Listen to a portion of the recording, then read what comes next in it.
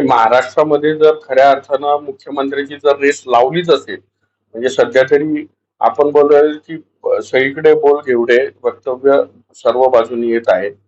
मात्र जर अशी चर्चा सुरूच असेल, तर अशा चर्चेमध्ये राष्ट्रवादीचा एक कार्यकर्ता म्हणून आम्हाला देखील असं वाटतं की स्वर्गीय अजितदादांच्या निधनानंतर ज्या पद्धतीनं महाराष्ट्रामध्ये एक मनोभावनेचा एक उद्रेक त्या ठिकाणी दिसून आला.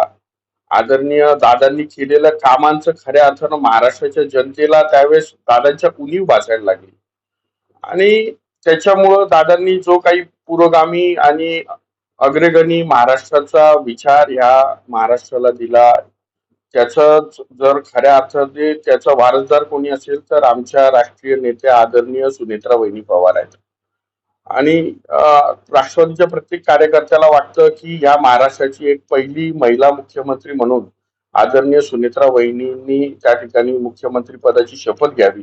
अर्थात हा निर्णय महायुतीचा असणार आहे आणि महायुतीने यापूर्वी सन्माननीय एकनाथ शिंदे साहेबांना त्या ठिकाणी मुख्यमंत्री पदाची संधी दिली होती.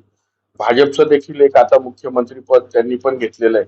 तर एक घटक पक्ष म्हणून राष्ट्रवादीला देखील त्यांनी ही संधी द्यावी अशी देखील ज्येष्ठ जे नेतृत्व आहे महायुतीचं त्यांच्याकडे मी करेन. आणि आम्हाला राष्ट्रवादीच्या प्रत्येक कार्यकर्त्याला निश्चित वाटेल की जर आदरणीय सुनेत्रा वहिनींना त्या ठिकाणी मुख्यमंत्रीपदी त्यांनी संधी दिली तर कुठे ना कुठेतरी स्वर्गीय अजितदादांना ती श्रद्धांजली राहील. निश्चितच महायुतीचा घटक पक्ष आमचा मोठा भाऊ भाजप आहे आणि भाजपाचं जे शीर्ष नेतृत्व आहे ते अतिशय समजूतदार आहे आणि ज्या पद्धतीनं महायुतीच्या सर्व घटक पक्षांना घेऊन त्यांना विश्वासात घेऊन ह्या महाराष्ट्राचा राज्यकारभार ते चालवतात, तर मला तर पूर्ण खात्री वाटते की 2.5 वर्ष एकनाथ शिंदे साहेबांनी त्या ठिकाणी मुख्यमंत्रीपद भूषवलं.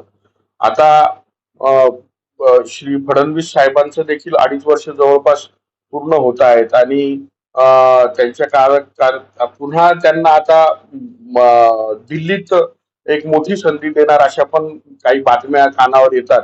तर मग 2.5 वर्ष शिंदे गटाचे आदरणीय एकनाथ शिंदे साहेबांची झालेले आहेत.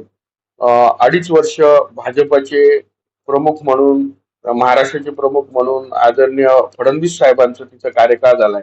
आता 2.5 वर्षाचा कार्यकाळ हा राष्ट्रवादीला देण्यात यावा आणि आदरणीय सुनेत्रा वहिनींना त्या ठिकाणी महाराष्ट्राच्या प्रथम महिला मुख्यमंत्री म्हणून त्या ठिकाणी त्यांनी विराजमान करावं आणि संपूर्ण देशाला त्यांनी एक उदाहरण द्यावं अशी मी विनंती या महायुतीच्या सरकारकडे करणार आहे.